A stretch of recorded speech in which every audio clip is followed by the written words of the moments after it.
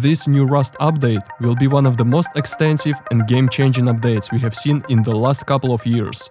Global landscape changes, new cliffs, new farmable log piles, the return of God rocks, Rad Town from Rust Legacy, completely new dive sites, new guns, new underwater rocks, new water vehicles, new rivers, oases, lakes, and a whole bunch of other stuff that will bring a lot of fun to the game. And you know what else can bring a lot of fun? Rustly is one of the fastest growing Rust websites with a lot of games to play, many deposit methods, including skins, cards and crypto, and instant withdrawals with a store full of skins. You can climb 5 free cases by using code STELIC or clicking the link in the video description. You can battle against real players or bots in games like Case Battles, Coin Flip and even Minefield, and win cool skins. And if it's not enough for you, you can get a lot of bonuses and free cases every 24 hours. In fact, you can get 5 free cases right now if you click the link in the description or go to rustly.com and use code STELIC. And now, let's get back to the video.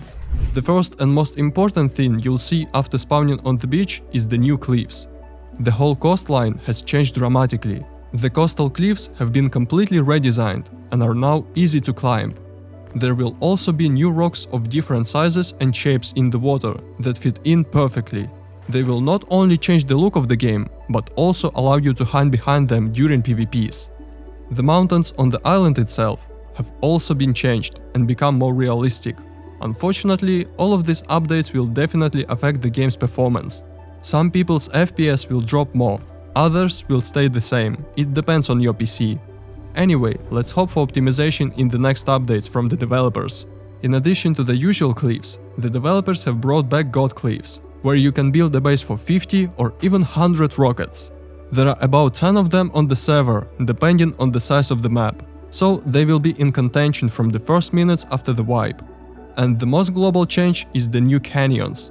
They take up a large part of the map and will most likely be one of the best places to farm ore.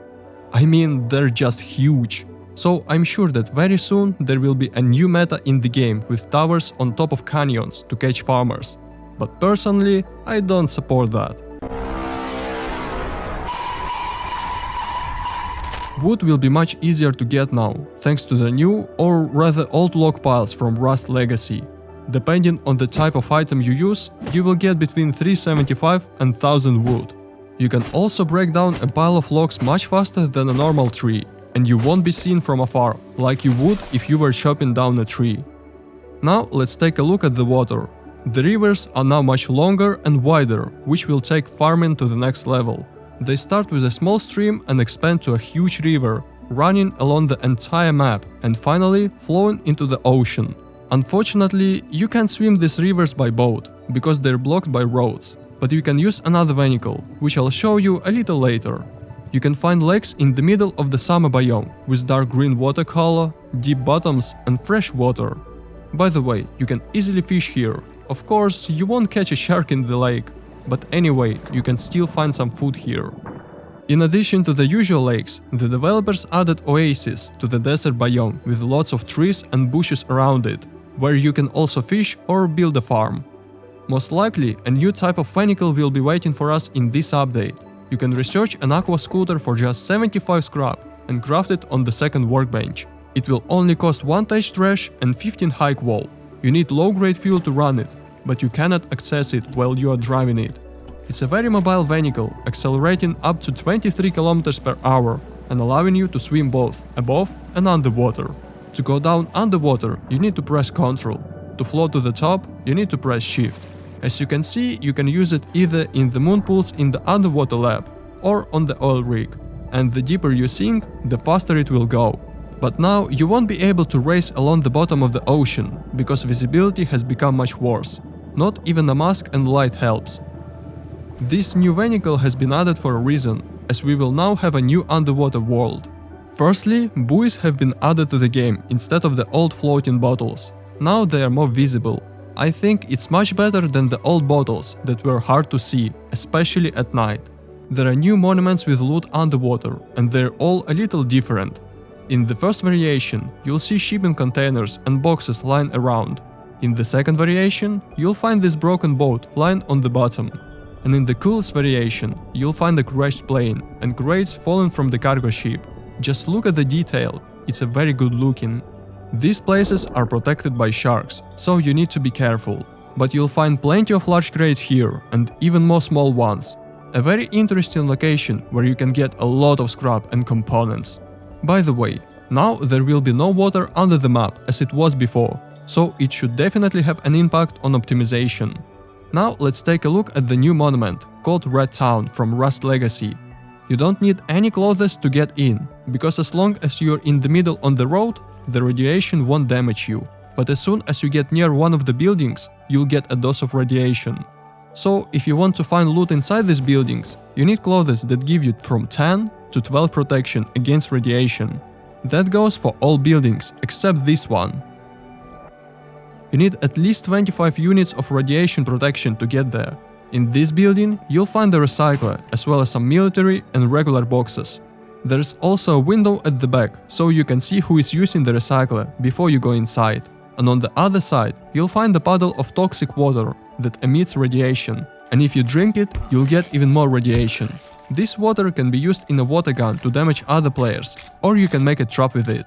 You can also water plants with it, but they will disappear instantly. The water wells that spawn near the roads around the map have been updated as well. Now you can find a planter here with food you can eat or clone gens, as well as a merchant who sells mats, teas, tools and even weapons. By the way, 2 syringes for 15 scrap is a very good deal. If you want, you can give him a small gift using a bullet, but that's not a good idea. You won't get any loot from him, and you'll have to wait about 30 minutes for him to respawn. You can also find a food cache right next to it. The food you get is completely random, and in addition to it, you can get tea, mats, raw meat, berries, water or whatever. With all that in mind, I'm kind of sure that this water wells is going to become quite a popular spot. A new weapon will be added to the game, a high caliber revolver. It has pretty good specs, high damage, good accuracy and high range, but very slow fire rate.